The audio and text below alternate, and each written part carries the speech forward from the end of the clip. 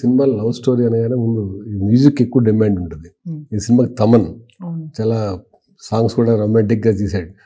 చూసారా మీరు తమన్ వర్క్? కానీ అంటే తమన్ తొలి ప్రేమ ఇచ్చారు నా లైఫ్లో బెస్ట్ ఆల్బమ్.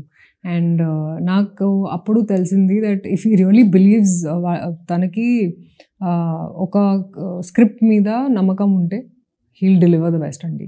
ఓజీలో కూడా I think is given the best background music, the best music. And ఇప్పుడు మన సినిమాలో కూడా తెలుసు కథలో మల్లికా గంధకి చాలా మంచి రెస్పాన్స్ వచ్చింది. ఆ తర్వాత తెలుసు కదా లీడ్ ట్రాక్కి కూడా people are loving the song. So I think he's given beautiful songs even for a film. And Thaman గురించి అందరికీ తెలుసండి, he's just one of the best we have. అంటే ఓజీ చూసారా? లేదు, చూడలేదు, కానీ ఐఎమ్ వాచింగ్ ఇట్ టునైట్.